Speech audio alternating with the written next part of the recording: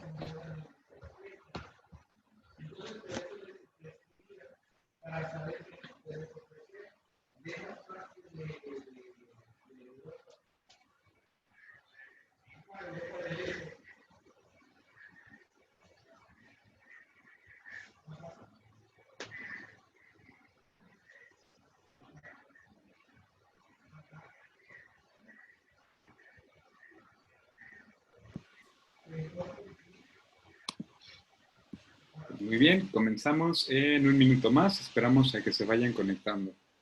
Recuerden que pongan sus nombres completos para los que se van uniendo a esta sesión, su nombre completo para tener en cuenta su asistencia. Al finalizar este curso, recuerden que obtendrán su constancia.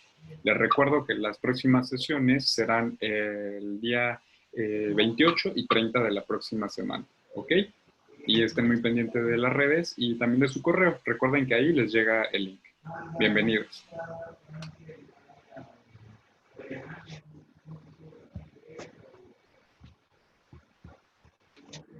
Buenas tardes, mi nombre es Donají Rodríguez, vengo del Hospital Central Sur de Pemex. Les voy a presentar algunos casos clínicos, tanto de enfermedad arterial y venosa periférica. Y pues, no sé si ya podemos comenzar. Adelante, doctora Donají, ya puede comenzar. Muy bien, empezamos con el caso clínico número 1. Tenemos una paciente femenino de 63 años de edad con antecedente de diabetes mellitus, hipertensión arterial de larga evolución, con apego regular al tratamiento, tabaquismo crónico de 20 cajetillas, de 2 cajetillas al día, y presenta claudicación intermitente a más de 300 metros. Se presenta el servicio de urgencias por padecimiento de 5 horas de evolución aproximadamente, con dolor intenso en segundo ortejo del pie izquierdo, tanto hiperestesia y amoratamiento del mismo. Y bueno, a la exploración física encontramos pulsos femorales con soplos bilaterales, pulsos popliteos, tibiales anteriores y posteriores disminuidos, y en segundo ortejo del pie izquierdo con cianosis intensa, hipotermia e hiperalgesia. La pregunta número 1, el diagnóstico clínico más probable de la paciente es insuficiencia arterial aguda de extremidad pélvica izquierda. Sí se ve bien la presentación, ¿verdad? Ateroembolismo distal, síndrome de Ehlers o pie diabético.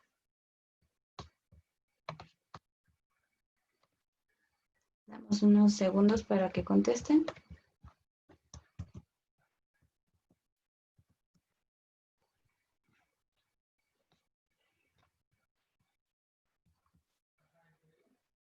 Muy bien, la mayoría dio como respuesta correcta insuficiencia arterial aguda de extremidad pélvica izquierda. Vamos a la siguiente. Una de las siguientes características es más importante de esta patología: afectar únicamente arterias de gran calibre, presentarse de manera súbita en arterias sanas, asociarse generalmente a trastornos autoinmunes o bien asociarse frecuentemente a enfermedad aterosclerosa.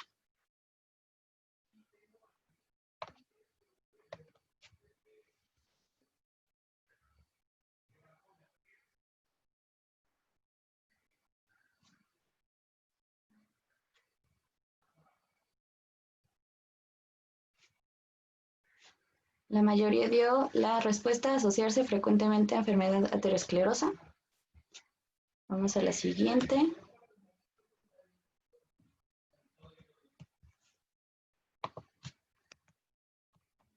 El síndrome de Lerich se refiere a afectación de la aorta abdominal y arterias ilíacas por enfermedad ateromatosa, imágenes radiológicas de estenosis aortoilíaca, ausencia de pulsos femorales, disfunción eréctil y claudicación glútea, o soplo abdominal, disfunción eréctil y claudicación glútea.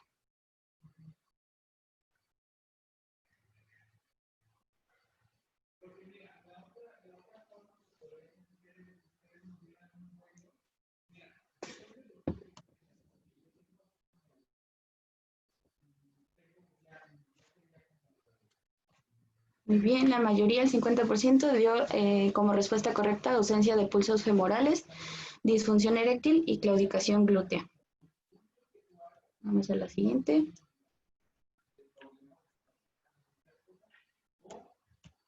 De acuerdo a los hallazgos clínicos, usted toma la siguiente decisión: ingresar a la paciente para cirugía de urgencia, manejo conservador e iniciar estudio de patología aórtica, realizar radiografías AP y oblicua del pie, o bien iniciar trombólisis con activador tisular de plasminógeno.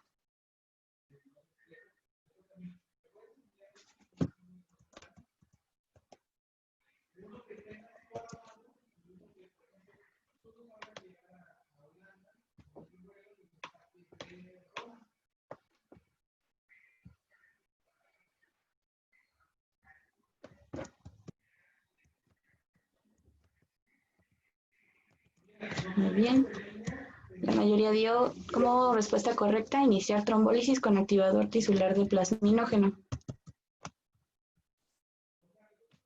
La siguiente pregunta: la causa más probable que originó la patología que llevó a urgencias a la paciente es disfunción endotelial secundaria a hipoxia tisular, ulceración y embolización de la placa de ateroma, estenosis arterial por formación de placas de ateroma, o bien oclusión de la luz arterial de arterias femorales.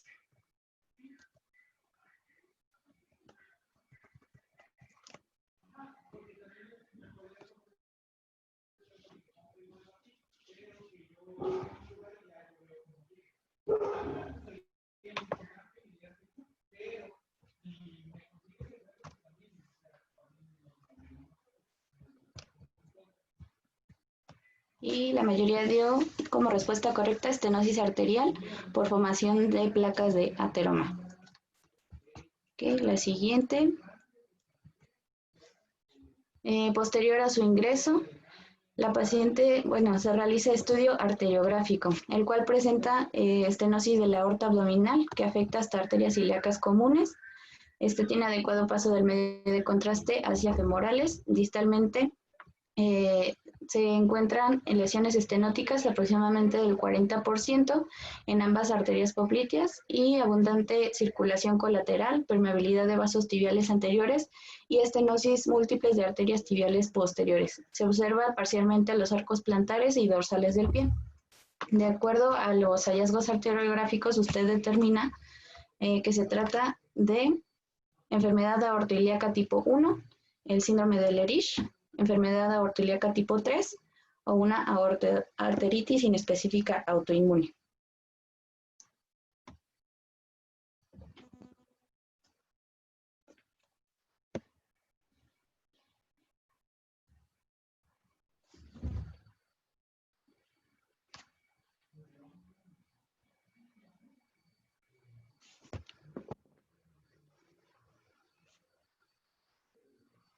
Muy bien, la mayoría dio como respuesta correcta enfermedad aortoilíaca tipo 3.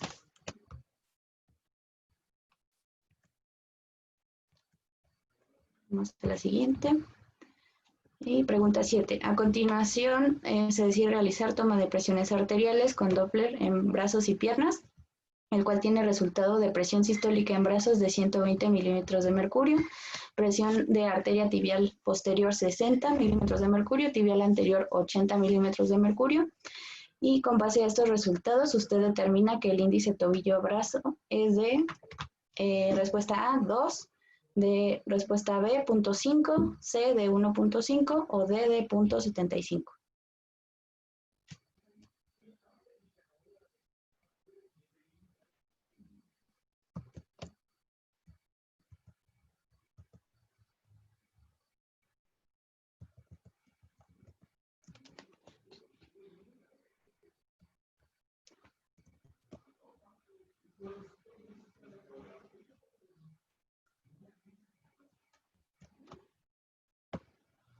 Bueno, aquí hubo un empate entre la respuesta C de 1.5 y D de 0.75.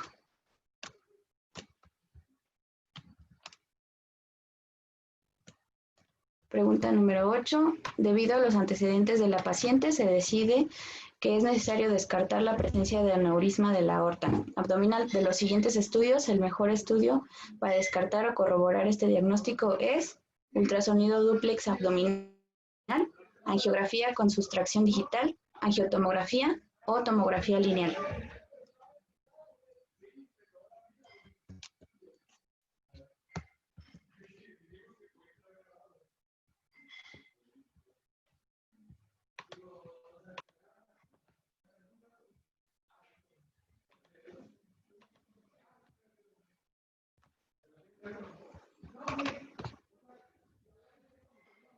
Ok, la mayoría dio como respuesta correcta angiotomografía.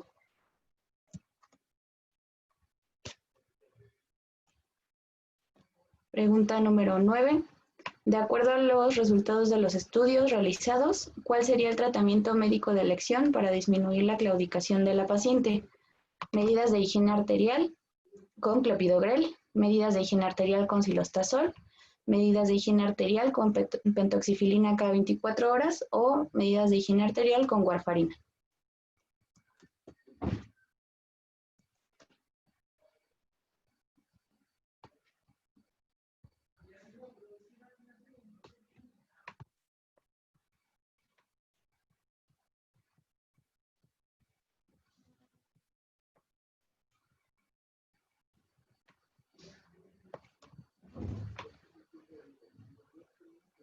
Ok, la mayoría dio como respuesta correcta medidas de higiene con cilostazol en 44%. ¿Va? Vamos a la siguiente. Se realiza estudio tomográfico, se identifica aneurisma de la aorta abdominal de 5.6 centímetros de diámetro a nivel infrarrenal. La conducta a seguir sería cirugía programada para exclusión de aneurisma y colocación de prótesis, manejo conservador con seguimiento cada 6 meses con tomografía, manejo conservador con seguimiento cada 6 meses con ultrasonido, cirugía de urgencia para exclusión de aneurisma y colocación de prótesis. Ok, damos unos segundos.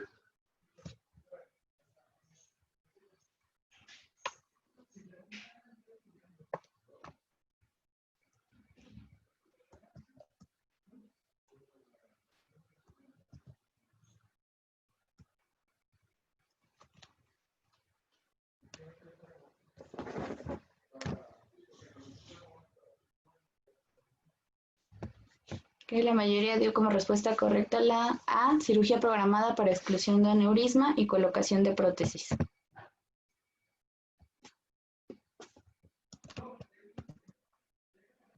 Okay. Muy bien, entonces vamos a revisar las respuestas y vamos con los datos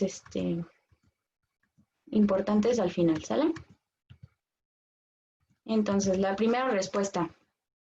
En cuanto al diagnóstico clínico más probable de la paciente, tenemos, digamos, cierta discrepancia si era insuficiencia arterial aguda de extremidad pélvica izquierda o ateroembolismo distal.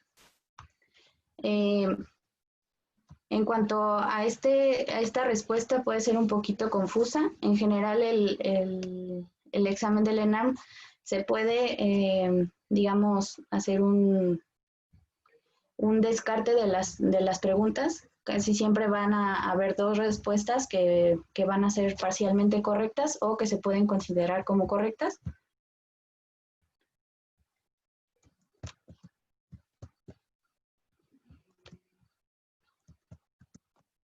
Permítame un momentito.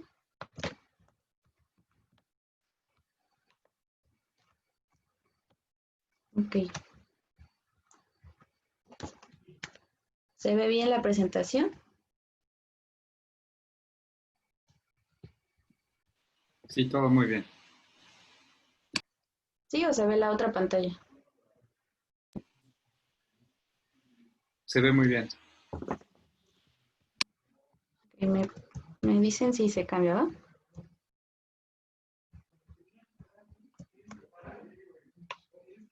¿Se ve aún?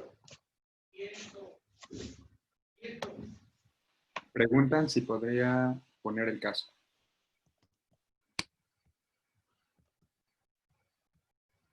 Ahí sí se ve, ¿no? Es que se cambia la pantalla en esta cosa, por eso pregunto, ¿no?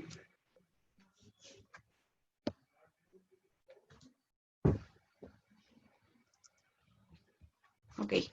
El diagnóstico más probable de la paciente, sí voy de acuerdo, se puede considerar la insuficiencia arterial aguda, pero en este caso nos está dando todas las pautas clave para hacer un diagnóstico de un ateroembolismo distal. ¿Por qué? Porque dentro de la enfermedad arterial periférica hay un síndrome que se llama del dedo azul. En este caso, si se fijan, los datos claves que nos da, pues es que en el segundo artejo del pie izquierdo, con cianosis intensa, hipotermia e hiperalgesia, ¿sale? Entonces, por lo tanto, sí se puede considerar o la pueden considerar como insuficiencia arterial aguda, pero se va más encaminado hacia que es al ateroembolismo distal por el síndrome del dedo azul. ¿Sale? El síndrome de Lerich puede ser un diagnóstico diferencial y pues en tanto el pie diabético se puede considerar, digamos, el que ella tenga diabetes de mala apego al tratamiento, se puede considerar como un probable diagnóstico. Sin embargo, pues solo es un distractor, por así decirlo. Todos los casos clínicos va a tener distractor y ahorita lo que nos da la clave del diagnóstico clínico es el segundo ortejo del pie izquierdo con cianosis intensa, ¿sale? Entonces la respuesta correcta la dieron la mayoría como insuficiencia arterial aguda, pero va más enfocada hacia ateroembolismo distal por el síndrome de dedo azul. Ok, la pregunta número 2 es una de las características más importantes de la patología y por lo tanto la dieron como, bueno, las voy a descartar una por una para que se den una idea de cómo se realiza una respuesta, digamos, rápida. Solo tienen 1 minuto para contestarlas. Entonces, ahorita los trastornos autoinmunes, pues los descartamos casi por completo. Nos iremos más hacia patología arterial aguda y en general la patología arterial periférica es por enfermedad aterosclerosa. Entonces, la respuesta correcta sería la respuesta D, ¿vale?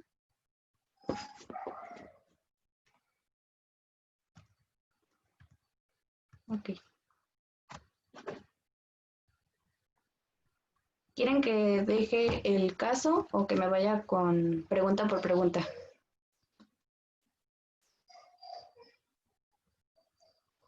¿O me voy regresando o así? Ok. Muy bien. Vamos a la pregunta número 3. En general, pues casi siempre van a preguntar cosas raras en el ENARM. Las preguntas, digamos, raras son las más difíciles y las que mayor puntaje tienen. Entonces, casi siempre les van a preguntar síndromes, triadas, etcétera, ¿no? Entonces, el síndrome de Lerich se refiere a afectación de la aorta abdominal y arterias ilíacas por enfermedad ateromatosa. es en general, pues no, permítanme.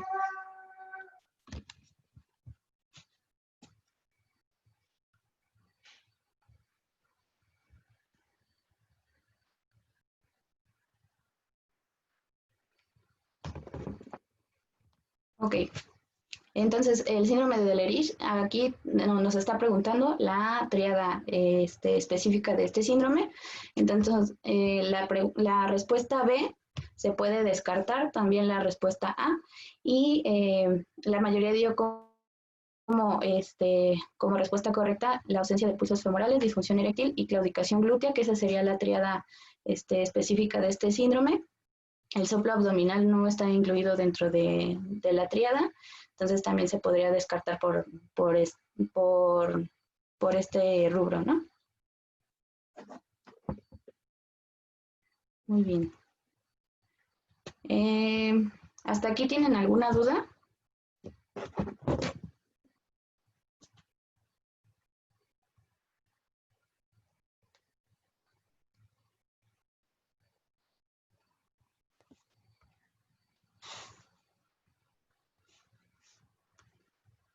Ok. Voy a checar, permítanme.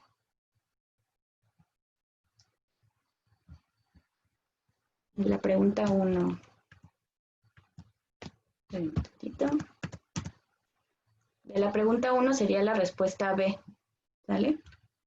En caso de que les dieran un caso similar, pero no les pusieran esta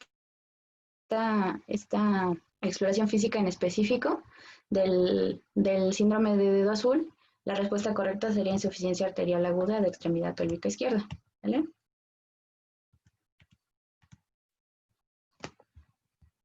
Ok. Entonces, de acuerdo a los hallazgos clínicos, usted toma la siguiente decisión: ingresar al paciente para cirugía de urgencia. Está completamente descartado, ya que a pesar de que es una insuficiencia arterial aguda y que puede presentar incluso al paciente es una isquemia seca, le llamamos, digamos que la piel se vuelve así literalmente como una pasita, no es una urgencia quirúrgica. ¿Por qué? Porque se limita el proceso de isquemia y se tiene que hacer un mayor abordaje del caso, no directamente se iría a amputación o algo así, entonces esta se descarta por completo. La respuesta B, manejo conservador e iniciar estudio de patología aórtica, sería la respuesta correcta en este caso, porque, como les menciono, no se puede hacer, digamos, un tratamiento de urgencia a menos que ya sea una enfermedad mucho más avanzada, es decir, que la isquemia abarque inclusive hasta la femoral o que clínicamente sea así, se podría considerar un tratamiento quirúrgico de urgencia, pero en la mayoría de los casos, y más siendo una patología de isquemia arterial, pero muy periférica, por así decirlo, se inicia el tratamiento conservador, sí se ingresa a hospitalización, pero se requiere un estudio de patología aórtica, ¿vale? Por los tipos de síndrome que vamos a tener. Realizar radiografías AP y oblicua de pie, digamos, es una línea de respuesta en caso de que hayan dado como respuesta de la primera pregunta un pie diabético, pero en este caso creo que se descarta por completo. La C igual se descarta, y la D, una trombólisis, pues pensaríamos más, digamos, en un caso de que ya se haya iniciado el tratamiento conservador, es decir, esta pregunta va más encaminada a lo primero que ustedes deben de realizar, que es el manejo conservador, ¿sale? Entonces la respuesta de la número 4 es la respuesta B.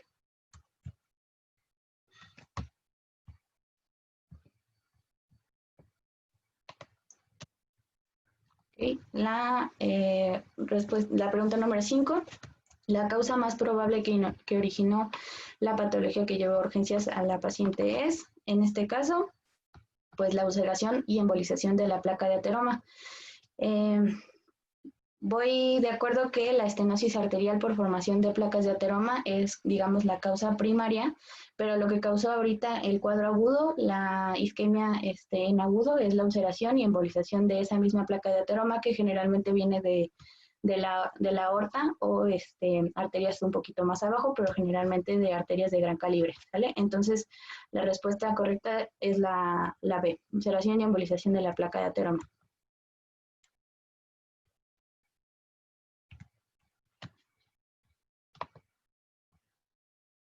¿Está aquí alguna duda?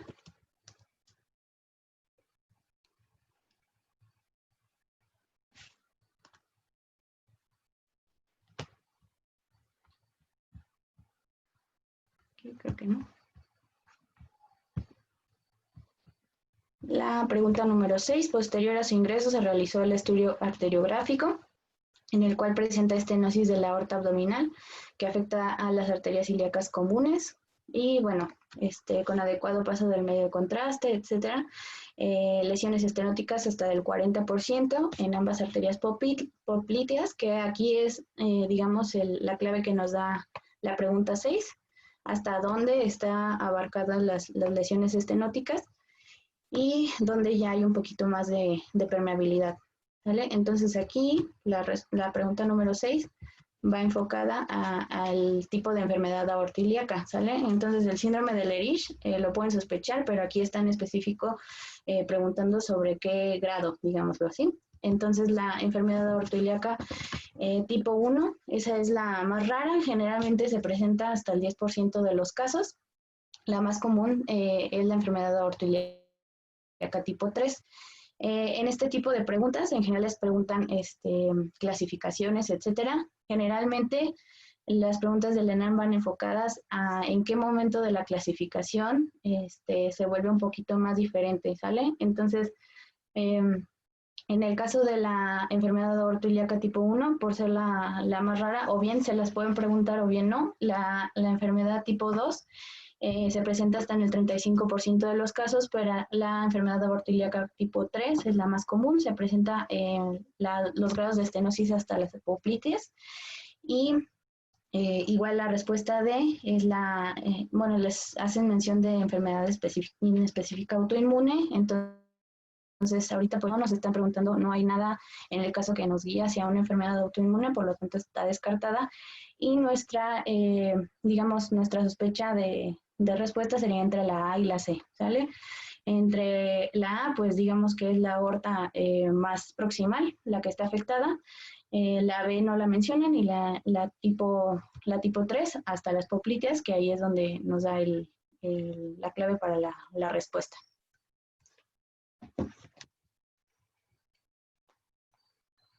Muy bien. La pregunta 7 es para el índice tobillo-brazo. Entonces nos dan presión sistólica de los brazos, esa de 120 milímetros de mercurio, presión en arteria tibial posterior y presión en tibial anterior del 80 milímetros de mercurio.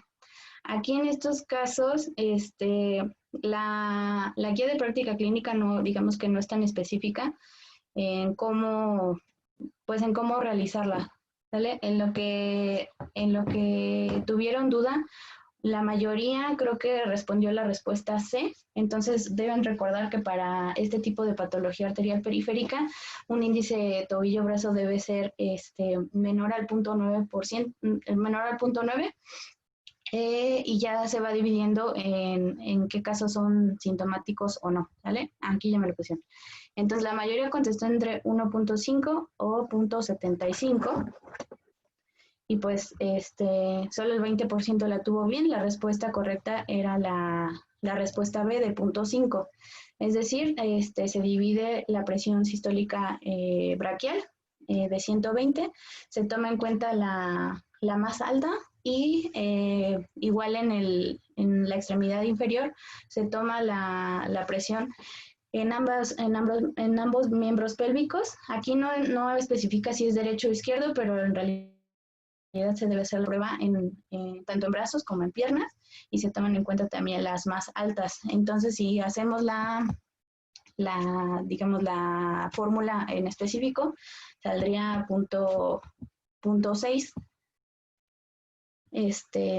porque se tomaría la tibial anterior como la más alta. En este caso, pues las respuestas no vienen como 0.6, entonces suele pasar en las respuestas del ENAM, que luego tenemos una idea o estudiamos un poquito más específico, pero en realidad yo les recomiendo, por decir, en este tipo de preguntas que son de fórmulas, que hagan pues rápido las dos divisiones. Entonces la que más se acercaría a la respuesta correcta sería el punto 5, ¿sale? Pero en general, pues para la vida se tomaría el 120 y el 80 milímetros de mercurio. Pero pues en este caso, el punto 5 es la respuesta correcta.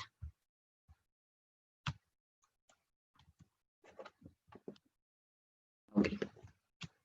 Debido a los antecedentes de la paciente, se decide que es necesario descartar la presencia de un aneurisma de la aorta abdominal. De los siguientes estudios, el mejor estudio para descartar o corroborar el diagnóstico es, en este caso, pues la angiotomografía. Aquí estas preguntas también están muy enfocadas hacia, o bien te preguntan cuál es el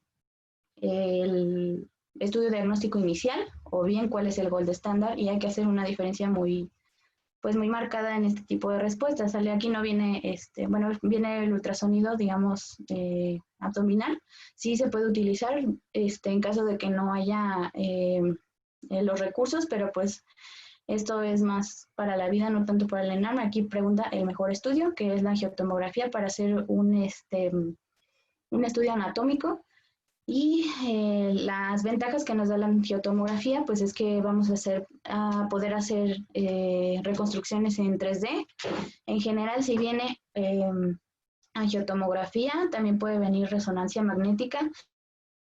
Si no viene angiotomografía, el segundo estudio, digamos, para ver la anatomía y hacer una reconstrucción adecuada de los tejidos, pues sería una resonancia, pero el gold estándar sigue siendo la angiotomografía, ¿sale? Okay. ¿Hasta aquí tienen alguna duda?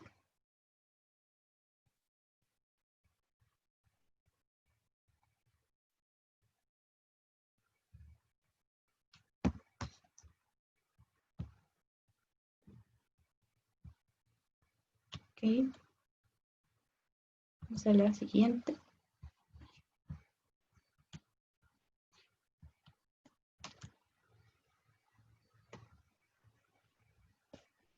Ok, de acuerdo a los resultados de los estudios realizados, ¿cuál sería el tratamiento de elección para disminuir la claudicación de la paciente?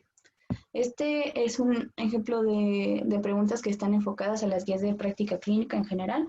Aquí sí se hace un enfoque hacia cuál es el tratamiento que disminuye la claudicación en la mayoría de los casos. Y bueno, se han hecho estudios comparativos en el caso del cilostazol y la pentoxifilina. En el caso de que les pongan ambas, la primera elección para disminuir la claudicación sería el cilostazol.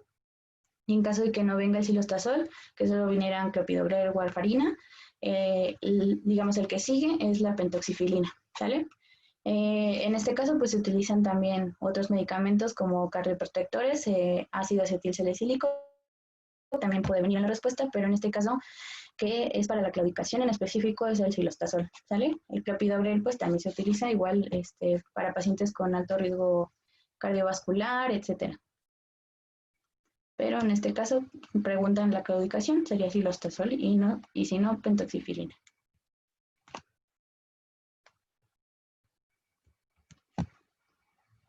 Ok. Y bueno, al realizar el estudio tomográfico, se identifica aneurisma de la aorta abdominal de 5.6 centímetros de diámetro. A nivel infrarrenal, la conducta a seguir sería la cirugía programada para exclusión de aneurisma y colocación de prótesis. En esta pregunta puede que se vayan directo hacia una cirugía de urgencia. En general, pues un aneurisma de la aorta abdominal solo es urgencia si es disecante, tiene diferentes parámetros, pero en general para el ENARM yo creo que les sirve que se enfoquen a cómo les están presentando el caso del aneurisma. En este caso es un hallazgo tomográfico, en específico no mencionan en ningún momento que la paciente se haya descompensado hemodinámicamente, no menciona nada de eso, entonces se tiene que ir a un tratamiento más conservador. Inclusive, dependiendo de cómo se describa el aneurisma, pues se puede ir por radiología intervencionista para colocación de endoprótesis, pero yo creo que estarían las respuestas más comunes, o bien que se fueran a cirugía de urgencia, que como les mencioné, solo si se menciona que hay un estado hemodinámico inestable, etcétera, que les den pauta a una cirugía de urgencia, o bien que les pregunten si está ya complicado, digamos, una ABC de urgencias, que también puede ser. Pero ahorita es un solo hallazgo tomográfico, entonces se iría a cirugía programada y la colocación de prótesis. No especifica cómo, pero en general, si se puede evitar la cirugía abierta es mejor. Se puede ir por radiología intervencionista, ¿vale? Y bueno, pues manejo conservador con seguimiento, pues por el mismo tamaño del aneurisma, es de 5.6, es bastante relevante. Entonces, se preferiría ya valorar la cirugía, ¿sale? Y bueno, ya les mencioné el aterombolismo, en este caso. Este es un ejemplo de cómo se vería en caso de que les lleguen a poner imágenes, si puede pasar. En general, este es el síndrome del dedo azul. Puede afectar uno o varios ortejos. En general es de rápida evolución. Y iba enfocado este caso en el síndrome del dedo azul, ¿sale? Ya mencionamos la tríada de síndrome de Lerich, claudicación intermitente, pulsos femorales ausentes, disfunción eréctil o impotencia, ¿sale? Esto es como un poco, pues algo extra para hacer principalmente la diferenciación de trombosis o embolismo. Los casos clínicos pues van a variar mucho, pero en general, digamos, en caso de que sea un émbolo, la isquemia es bastante severa y en poco tiempo, inclusive en horas, ¿sale? En trombosis, pues generalmente es más progresiva, puede tardar incluso días. En el caso de que se presente en sitios múltiples, los émbolos es mucho más común, hasta en el 15% o más de los casos. En el caso de la trombosis es más raro, generalmente se enfoca solo a una extremidad, en caso de que estemos pensando en trombosis venosa profunda. La claudicación previa en los émbolos está ausente, la trombosis puede estar presente. Bueno, los émbolos puede estar presente ausente, pero en general es así, ¿sale? Y los pulsos contralaterales, en caso de émbolos, pueden estar normales y en trombosis en general pueden estar disminuidos. Y los cambios tróficos, como en este caso, pues estaban ausentes, nunca mencionaron algún otro tipo de cambios, úlceras, etc. Bueno, esta es la clasificación que les mencionaba.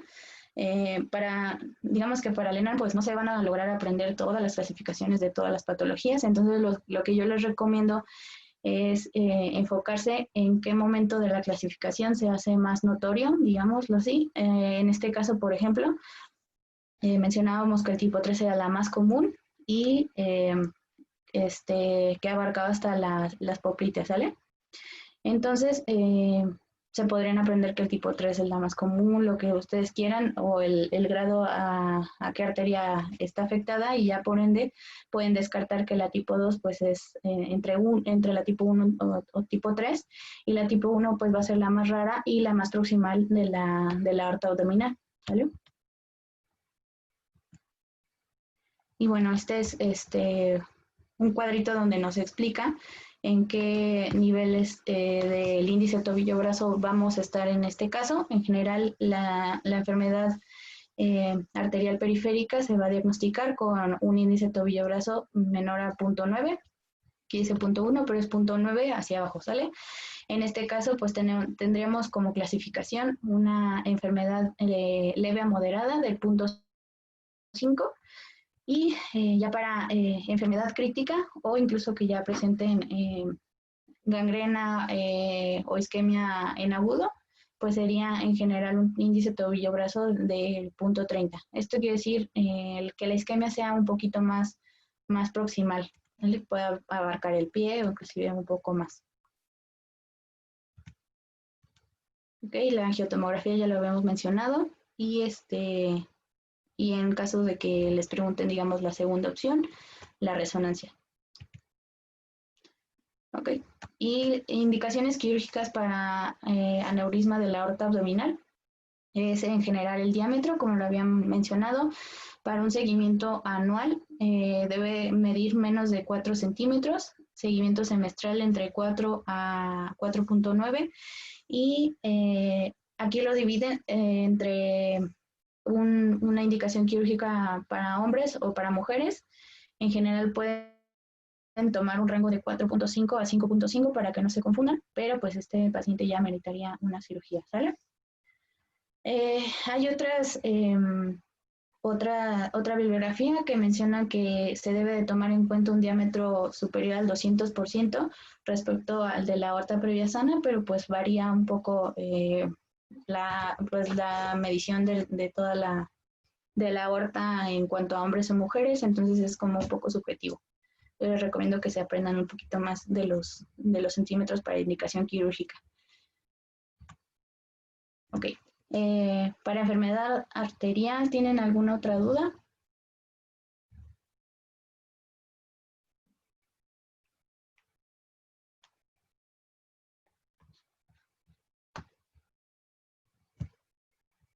Si quieren, lo pueden poner ahí en las preguntas.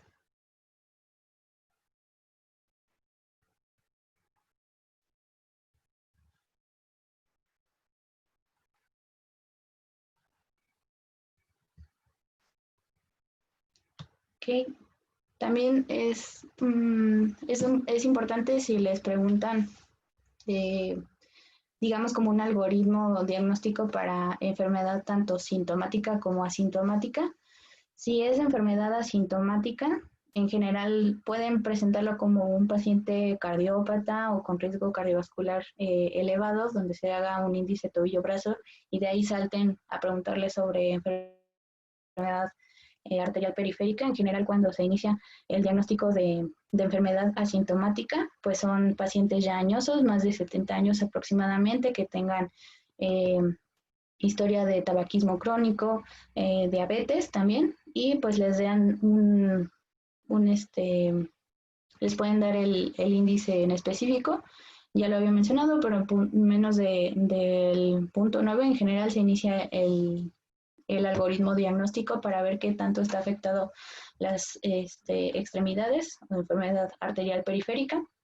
Y en caso de que ya les pregunten, como en este caso, una enfermedad sintomática, pues tienen que hacer la diferenciación en caso de que sea isquemia en agudo, es diferente a que si solo se presenta con síntomas de dolor atípico, claudicación, etcétera. Entonces, se puede tomar en cuenta como del punto 9 a 1.3 para que se inicie el tratamiento conservador, iniciar un algoritmo diagnóstico para verificar el índice tobillo-brazo después del ejercicio. Eso es un poco más específico, pero se lo podrían llegar a preguntar. Y en caso de que ya tenga los síntomas y aparte el índice tobillo-brazo menos de 0.9, pues igual se iniciaría ya el diagnóstico por angiotomografía para ver qué tanto está afectado. Y bueno, creo que en el ENAM no preguntan este tipo de clasificaciones, pero hay otras clasificaciones para evaluar la sintomatología. En general es la Rutherford o la Fontaine. Y igual se dividen en estadios, la Fontaine del 1 al 5, del 1 al 4, perdón. Les recomiendo que se aprendan nada más que pues el 1 es asintomático y el 4 ya es ulceración o gangrena. En general no creo que les pregunten si es 2A, 2B, etcétera, pero les pueden llegar a preguntar la clasificación clínica. Y la Rutherford es así, se divide del 0 al 6, la 0 igual asintomático, la 6 pérdida tisular mayor o pues también ulceración y gangrena. Y en general, entre esas dos, la Fontaine en la clasificación 3 y la Rutherford en la 4 coinciden en que se inicia el dolor isquémico en reposo. Entonces, para que hagan la diferenciación entre el 0 o el 1 de ambas clasificaciones, En la número 3 y en la número 4 es cuando se inicia el dolor isquémico en reposo, que sería lo más importante, y la última es para ya cuando presentan gangrena u otras alteraciones tisulares.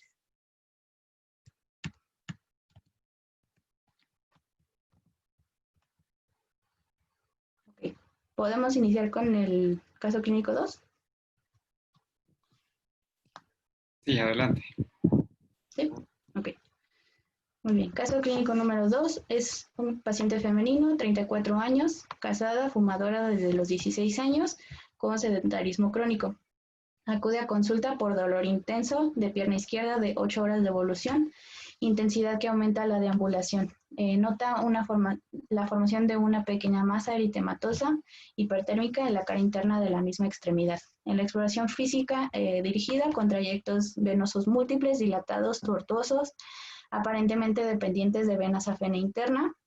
En pierna izquierda se observa la coloración ocre a nivel perimalar y además una masa eritematosa muy dolorosa a la palpación con aumento de temperatura e induración. De acuerdo a los datos clínicos que presenta esta paciente, el diagnóstico clínico más probable es una trombosis venosa superficial, trombosis venosa profunda, erisipela o linfangitis.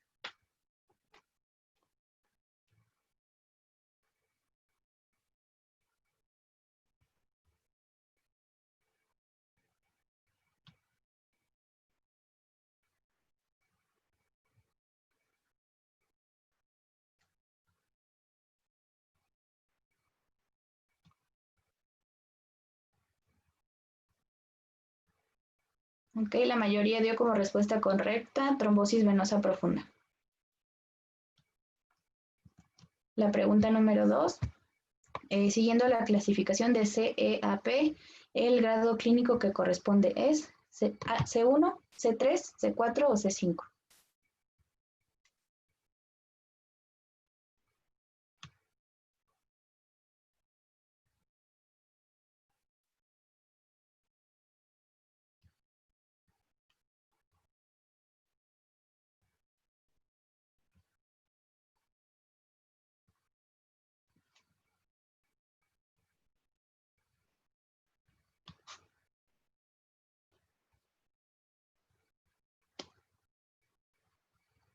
Ok, la mayoría dio como respuesta correcta C3.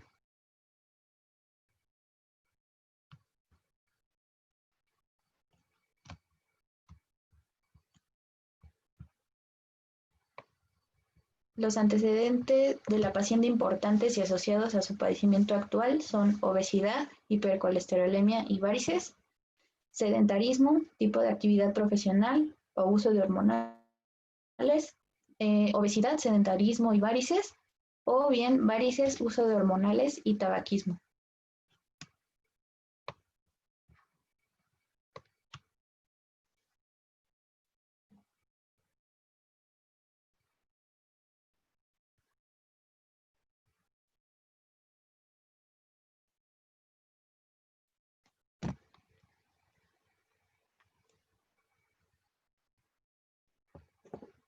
Y la mayoría dio como respuesta correcta varices, uso de hormonales y tabaquismo.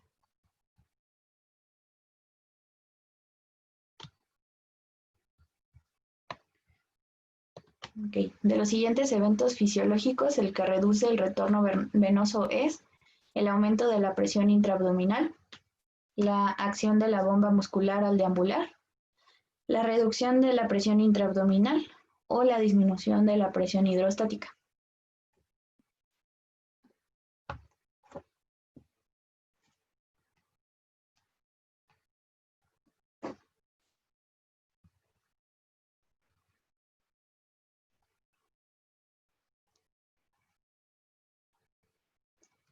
Ok, la mayoría dio como respuesta correcta la disminución de la presión hidrostática.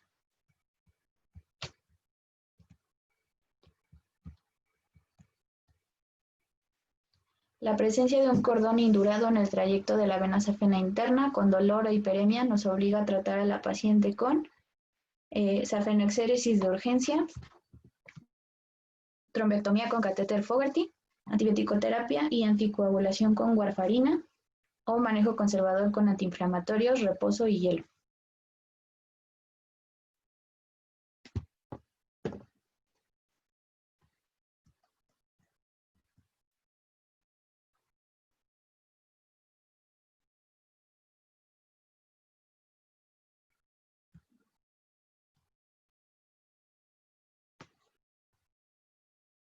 La mayoría dio como respuesta correcta trombectomía con catéter Fogarty.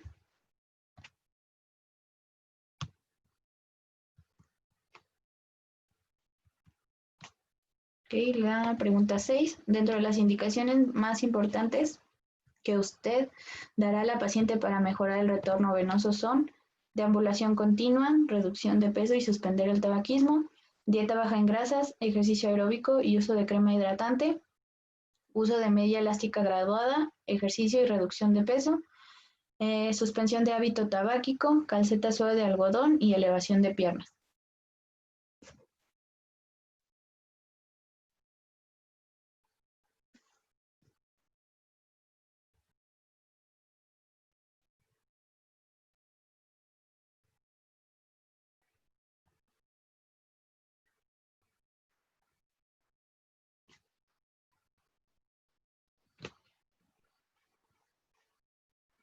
Okay, la mayoría dio como respuesta correcta el uso de media elástica graduada, ejercicio y reducción de peso.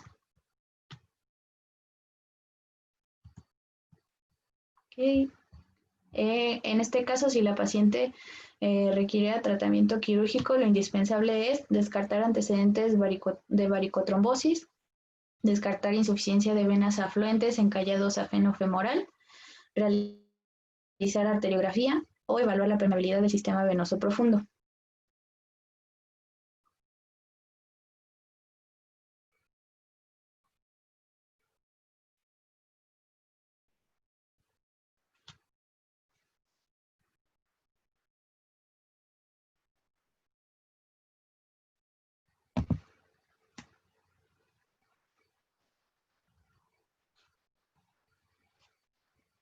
Okay, la mayoría dio respuesta correcta, evaluar permeabilidad del sistema venoso profundo.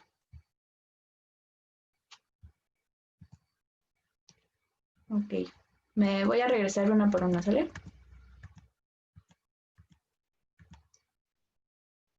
¿Quieren ver el caso o ya directo a las preguntas?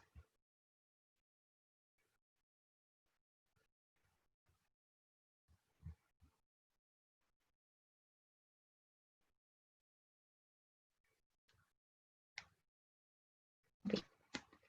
Bueno, les voy a dar aquí el caso otra vez. 34 años. Bueno, aquí deben de poner las claves y también los distractores, ¿sale? Que pueda tener el caso clínico. Entonces, tenemos una femenino de 34 años, tabaquismo crónico y sedentarismo, ¿sale? El cuadro clínico es bastante largo del tiempo de evolución y la clave que nos da aquí es la masa eritematosa, muy dolorosa la palpación, con aumento de temperatura y en duración.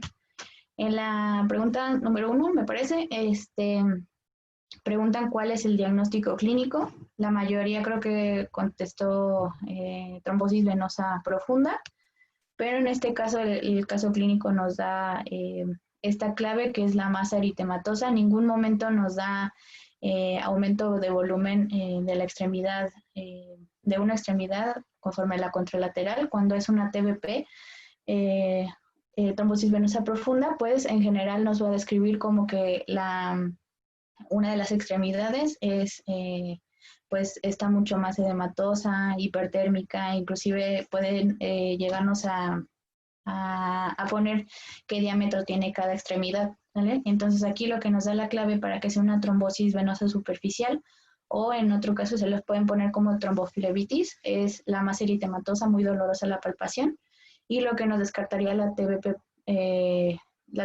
es que no nos pone ningún otro dato de una extremidad contra la contralateral, ¿sale? Entonces, en este caso, pues la trombosis venosa superficial es la respuesta correcta. Por ende, sí se puede ver un diagnóstico diferencial con erisipela y linfangitis, pero en general no nos da ningún otro dato clínico que nos haga pensar en erisipela. La mayoría, ninguno contestó erisipela, pero puede ser que se puedan confundir. Y linfangitis, solo el 8% de ustedes contestó como diagnóstico diferencial, pero ya tenemos una historia previa de los factores de riesgo para trombosis venosa y aparte, pues la clínica que nos da, ¿sale? Entonces estaría entre esas dos y se descarta trombosis venosa profunda por algo de, por la clínica que nos da, ¿sale? En el caso número 2 es igual una clasificación bastante grande, se las voy a poner aquí para que la vayan viendo. Ok, entonces CEAP es porque la clasificación abarca tanto la clínica, la etiología, la anatomía y la fisiopatología. Entonces, en general, no se llegan a aprender todos, generalmente preguntan el rubro más, digamos, extenso. Entonces, en cuanto a clínica, la respuesta correcta era la C4. ¿Por qué? Porque a partir de C4 es cuando los cambios cutáneos relacionados con la patología venosa es cuando se presentan. Y en el C3 solo es edema, ¿sale? Entonces, nos vamos a regresar aquí. Aparte de la masa eritematosa muy dolorosa, ya menciona que se observa cambio de coloración ocre y eso ya nos da una pauta para que la respuesta correcta sea C4, ¿vale? Entonces, a partir de C4 es cuando se presentan este tipo de alteraciones. De ahí para arriba, solo la C3 presenta edema y en general las primeras C1, C2 y C3, C1, C2, perdón, y son asintomáticos o tienen pocos síntomas. No nos van a presentar todavía cambios cutáneos.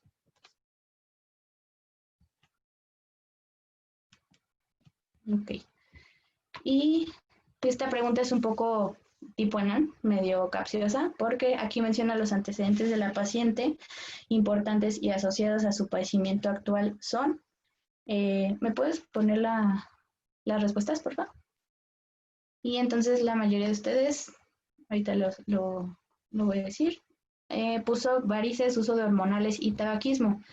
Voy de acuerdo, todas estas respuestas pues son como factores de riesgo, excepto el tipo de actividad profesional. En la mayoría de la bibliografía menciona que la actividad profesional es un hallazgo asociado, no tanto como un factor de riesgo, ¿sale? Entonces esa la podríamos descartar por esa parte. La primera, pues hipercolesterolemia nunca lo menciona y en específico nos está preguntando qué factores están asociados en esta paciente en específico. Entonces, las varices, uso de hormonales y tabaquismo, el uso de hormonales no lo menciona, si bien lo pueden inferir porque era casada, pues no lo menciona. Nunca contesten algo que no venga en el caso clínico, siempre traten de contestar solo con lo que les dan, no traten de asumir pues sí, asumir cosas que no les ponen en el caso clínico porque se pueden equivocar. En este caso, lo asociado y la respuesta correcta, pues es la obesidad, el sedentarismo y varices. También en caso de que les pongan obesidad, tabaquismo, sedentarismo y varices, pues también es válido porque les preguntan en este caso y en esta paciente que les exponen, ¿sale? Ok.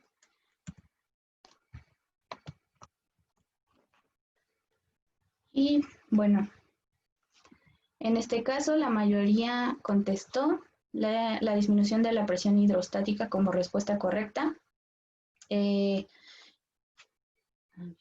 Tantito. Ok, bueno. En este caso, digamos que el retorno venoso es favorecido tanto por la bomba muscular, la presión intratorácica y la acción de las válvulas de las venas, ¿sale? Pero el retorno venoso va a disminuir en específico por un aumento de la presión abdominal, aumento de la fuerza de gravedad, que es un poco pues, inespecífico, y compresión extrínseca, ¿sale? Entonces, lo que nos da la respuesta correcta es que nos están preguntando en específico qué reduce el retorno venoso, no tanto que lo favorece. Entonces, la respuesta correcta es el aumento de la presión intraabdominal.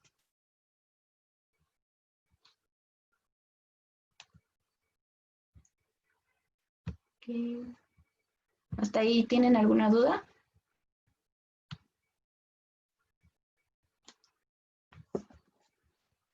Bueno, en el caso de la presencia de un cordón indurado en el trayecto de la vena safena interna con dolor e hiperemia, nos obliga a tratar a la paciente con Aquí ya nos da la pauta a que estamos hablando de la trombosis venosa superficial. Ok, la mayoría contestó trombectomía con catéter Fogarty. En general, para el tratamiento, pues no se utiliza de primera instancia ya directo a intervencionismo, catéter Fogarty, etcétera. Y en general este tipo de catéter se los van a describir más que se utiliza en casos de patología arterial, no tanto venosa, ¿sale? Y bueno, por eso se descarta. La safenoxéresis de urgencia nunca pues va a ser de urgencia, por así decirlo, entonces también se puede descartar. Y en este caso, pues la paciente está muy estable, solo menciona un poco de dolor a la palpación, etcétera. Entonces, antibiótico-terapia y anticoagulación con warfarina, pues es una respuesta muy, muy inespecífica, muy aleatoria, entonces también la pueden descartar. Y en este caso, como es una trombosis venosa superficial y como sabemos, digamos, por anatomía, que tendríamos la mayoría de las venas perforantes permeables, se puede optar por un tratamiento conservador únicamente con antiinflamatorio, reposo y hielo. Entonces, la respuesta correcta es la respuesta D.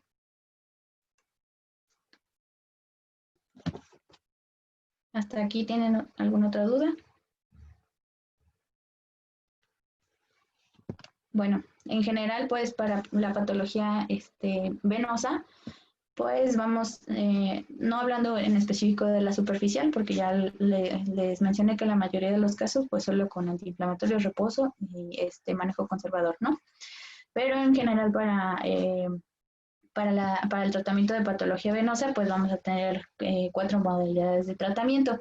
En general se puede utilizar medicamentos venoactivos para no, bueno, de por sí, el ENAM en general casi nunca les van a preguntar dosis de ningún medicamento, a menos que sean tipo algoritmos ACLS o algo así. Solo en esos casos yo recuerdo que pueden llegar a preguntar dosis.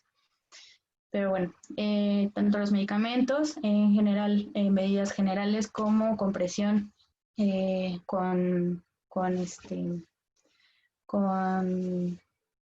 se llama?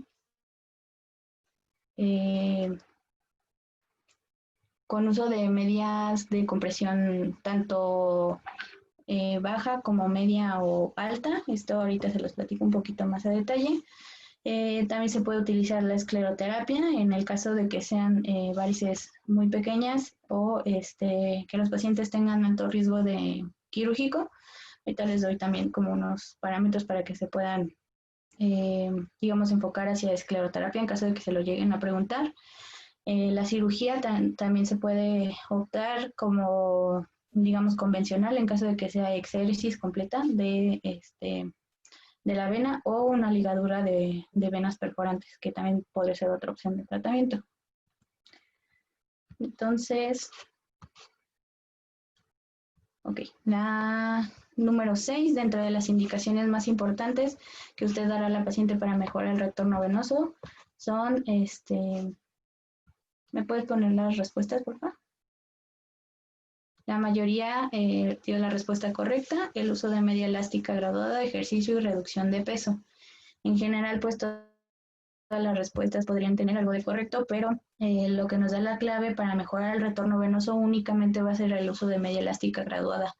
No menciona el tipo de presión que va a tener, se puede dividir en bajo, medio o alto, y las recomendaciones varían de acuerdo a la sintomatología y la patología del paciente, pero en general lo que nos da esta respuesta es el uso de media elástica. Ningún otro de los rubros nos la menciona, solo como medidas higiénico-dietéticas, y pues en realidad lo que nos va a mejorar el retorno venoso es el uso de media elástica, ¿vale?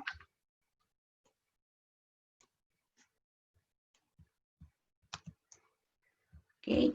La número 7, en este caso, si la paciente requiere tratamiento quirúrgico, lo indispensable es, la mayoría dio la respuesta correcta, me acuerdo, evaluar la permeabilidad del sistema venoso profundo. Esto siempre se debe de hacer y de manera contralateral, entonces la respuesta correcta está bien. Realizar radiografía, pues en este caso, pues no viene no tiene nada que ver, entonces se puede descartar por ser una patología venosa. Y descartar antecedentes, pues sí podría ser, pero lo indispensable es evaluar la anatomía y evaluar la permeabilidad del sistema venoso profundo para evaluar qué tipo de tratamiento quirúrgico se le va a ofrecer al paciente, ¿sale?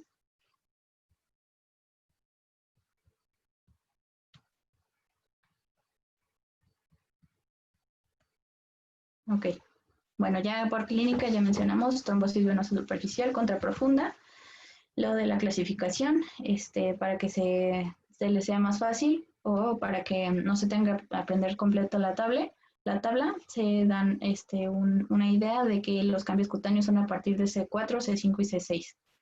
¿Vale? Y el C6, pues lo clásico es que la úlcera que esté presentando el paciente sea una úlcera activa.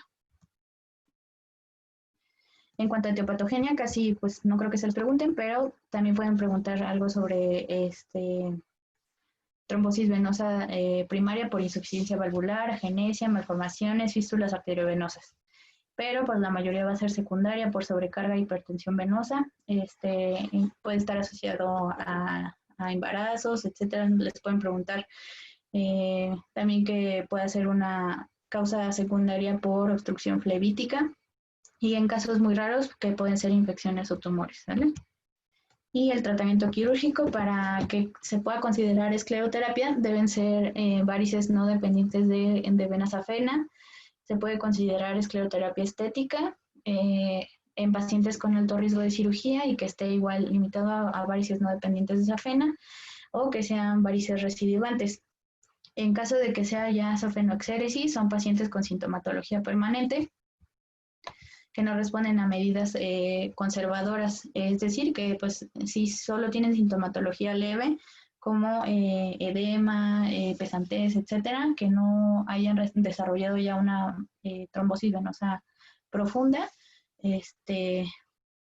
ya pueden pues pensar en una safenoexéresis programada, por así decirlo, insuficiencia del callado safeno-femoral, paciente con permeabilidad del sistema venoso profundo, eso es clave para tomar en cuenta este tipo de tratamiento, o en caso de complicaciones como varicorragia o tromboflebitis superficial de recurrente, ¿sale? Ok. Y por último, el caso clínico número 3. Se trata de mujer de 33 años de edad, tiene un embarazo de 30 semanas de gestación. El día de ayer refiere iniciar con dolor súbito de la pierna derecha, acompañado de hiperemia, hipertermia y edema desde la ingle hasta el pie. Es admitida a urgencias. A la exploración física se encuentra con disnea de moderados esfuerzos, taquicardia y dolor precordial. TA de 130-90 milímetros de mercurio, abdomen sin alteraciones, útero grávido sin alteraciones. Miembro pélvico derecho con asimetría de 6 centímetros con respecto al contralateral. Okay, la pregunta número 1. De acuerdo a los criterios de Wells, usted determina que existe alta probabilidad de trombosis pulmonar, baja probabilidad de TBP, alta probabilidad de TEP masiva, alta probabilidad de TBP.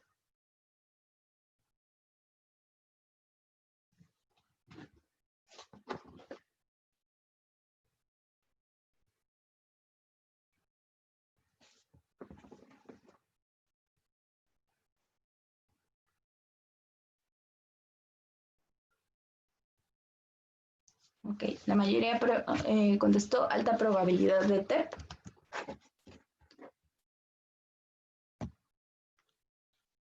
El manejo inicial en este momento para la paciente es heparinización a dosis de 100 unidades kilogramo, trombectomía venosa de urgencia, trombólisis venosa con uroquinasa, heparinizar y colocar vendaje compresivo de miembro pélvico derecho.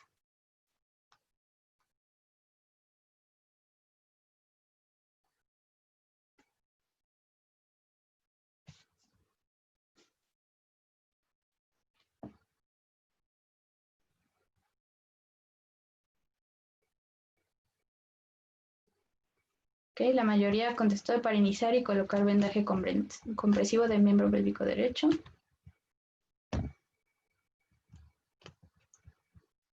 Okay. En cuanto al ultrasonido Doppler venoso, en esta paciente debemos considerar que Tiene baja sensibilidad y especificidad. Solo se realiza si el dímero D es positivo. Será el estándar de oro para el diagnóstico o será una mejor opción que la flebografía.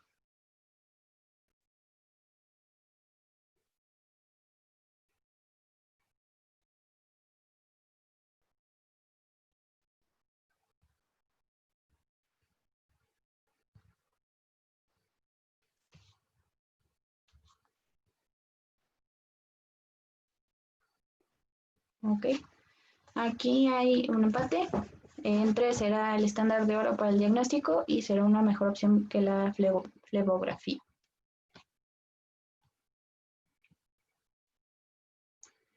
Se realiza determinación del dímero D, el cual reporta 1500 microgramos sobre litro. La conducta antes de este reporte es: se realiza gamagrama ventilatorio perfusorio, se realiza trombectomía pulmonar, se inicia tratamiento para TEP o se inicia trombólisis con uroquinasa.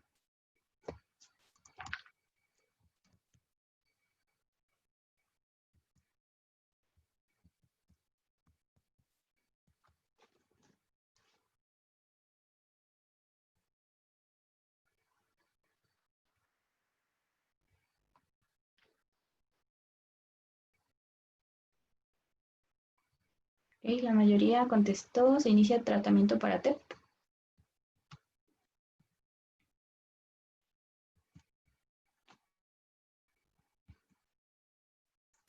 Ok, vamos a regresar un poquito.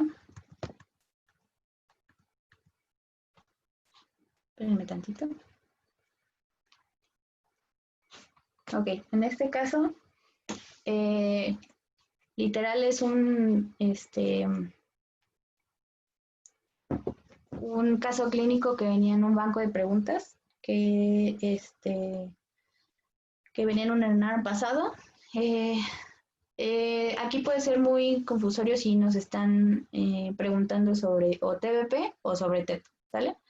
Entonces, en este caso, pues prácticamente sospechamos más o nos hace más ruido de que tenga riesgo de TEP, pero en general, pues ya nos describen, como les había mencionado, la simetría del miembro pélvico derecho de 6 centímetros con respecto al contralateral. Entonces ya también podemos dar por hecho, por así decirlo, que tenga TBP, ¿sale? Entonces, de acuerdo a los criterios de Wells, que no se vayan a confundir qué les están preguntando en específico, criterios de Wells para TBP, ¿sale? Entonces, de acuerdo a estos criterios, la respuesta correcta sería la D, tiene una alta probabilidad de TBP. En general, yo creo que puede ser que les pregunten tanto el índice de Wells en específico para trombosis pulmonar, pero aquí lo enfocaban hacia TBP, ¿sale? Entonces, ahorita solo nos están preguntando qué tanta probabilidad tiene para TBP y la respuesta sería la D. ¿Ok? Acá se los voy a poner. Entonces, deben aprenderse ambas, pero deben ser muy cuidadosos en qué les están preguntando. En este caso, era la puntuación de Wells para TBP. Voy a revisar. Ok. El manejo inicial en este momento para la paciente es, en este caso, la respuesta correcta es heparinización a dosis de 100 unidades kilogramo. Esto está descrito en la bibliografía porque la paciente está embarazada, es de primera elección el tratamiento con heparinización. En general, pues no creo que les pregunten dosis, pero pues a esas dosis 2 veces al día es el tratamiento, ¿sale? Entonces, pueden descartar, la mayoría dio como respuesta también colocar vendaje compresivo de miembro pélvico derecho. En general, esto no va a ser un cambio en el tratamiento en agudo de una trombosis venosa profunda, por eso se podría descartar. Y sí lo pueden utilizar para patología venosa profunda, pero no va a ser un cambio en específico o que tenga una mejor respuesta clínica o significativamente que le pongan vendaje o no, ¿sale? Entonces el tratamiento pues aquí es heparina. En caso de trombectomía, pues lo inicial no va a ser ir directo a trombectomía. En general, lo inicial siempre va a ser el medicamento, ¿sale? Entonces eso pasa a plano secundario, no lo pueden descartar la trombectomía también. Y bueno, en cuanto al ultrasonido, hubo un empate en las respuestas, era el estándar de oro, sí, voy de acuerdo, es el estándar de oro para el diagnóstico, pero en las guías también menciona que la flebografía, digamos, es en caso de que no haya ultrasonido Doppler, se puede utilizar como el mejor método diagnóstico después del Doppler, por lo tanto, la respuesta D es la correcta porque abarca ambas. Y pueden omitir la respuesta C, ¿sale? Ok. Y se realiza el dímero D. La conducta antes de este reporte es, la mayoría dio respuesta correcta, iniciar el tratamiento para TEP. Esto está pues indicado. No menciona igual dosis, pero es la respuesta correcta, ¿sale? Igual la trombectomía pulmonar, pues ahorita no te lo están preguntando. Ok, esto ya lo mencionamos, durante el embarazo es el tratamiento de elección y profilaxis de TBP, ¿sale? Ultrasonido Doppler, igual, solo se utiliza como estándar diagnóstico en caso de que no se tengan disponible otros diagnósticos. Y creo que es todo. Ok. ¿Alguna duda que tengan?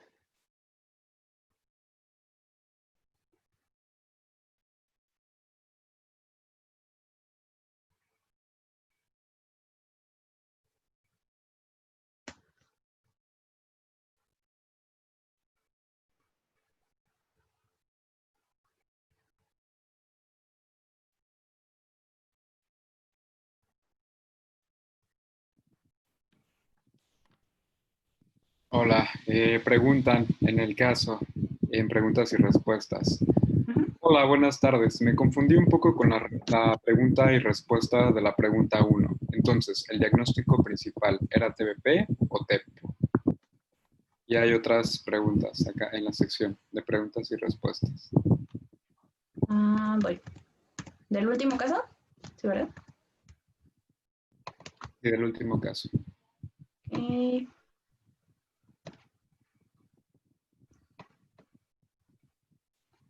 Ok. En la pregunta 1 del último caso, lo que te está preguntando es de acuerdo a los criterios de Wells para TBP, ¿sale? Entonces, conforme a la tablita, pues te está preguntando qué tanta probabilidad de TBP tienes, no te está diciendo en ningún momento que sea la clasificación del índice de Wells para trombosis pulmonar. En este caso sí puede haber mucha confusión, pero en general la respuesta es para TBP, ¿sale? Alta probabilidad de TBP. Luego la siguiente pregunta, si en el caso de un paciente con enfermedad arterial periférica nos pusieran que tiene antecedente de insuficiencia cardíaca congestiva, en lugar de escoger silostazol como fármaco para su claudicación, ponemos pentoxifilina. Ok, sí, sería pentoxifilina. Y también, pues, como les mencioné, en caso de que no se los mencionen el silostazol, el tratamiento de elección para claudicación es pentoxifilina. Y en la última pregunta, la respuesta era B.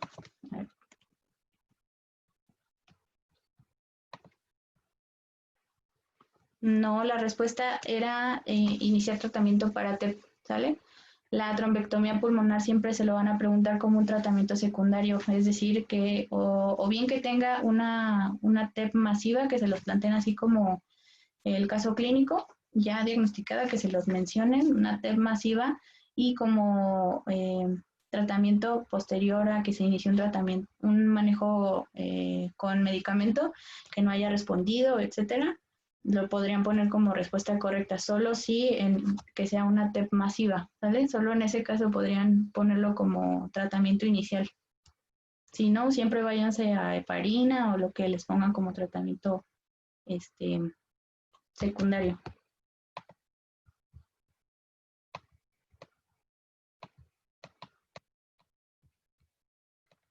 Ok, creo que ya no pusieron más preguntas. ¿Alguna otra pregunta que tengan?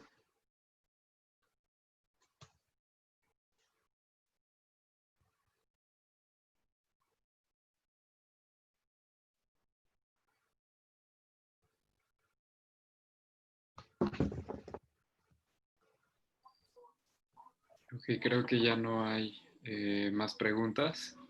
Si tienen alguna pregunta, por favor, escríbanos.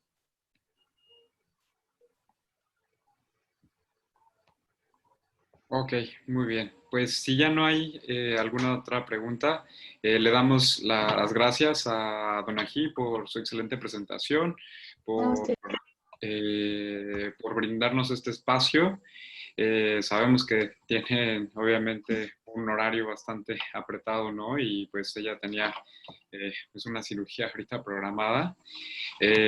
Nuevamente, damos las gracias y los esperamos en las siguientes sesiones. Serán la próxima semana, tenemos dos, y el 6 de octubre finalizamos con una integrativa donde vamos a abordar principalmente temas de cardiología, en específico que pudieran llegar a preguntar sobre COVID, por ejemplo, en enfermedades cardiovasculares y COVID. Por otro lado, también abordaremos, les repito, temas que tengan que ver con embarazadas, también con niños y con ancianos. ¿Ok? Y pues bueno, nuevamente gracias y los vemos en la próxima sesión. Que tengan bonita tarde. igualmente, gracias y suerte a todos en el ENAM.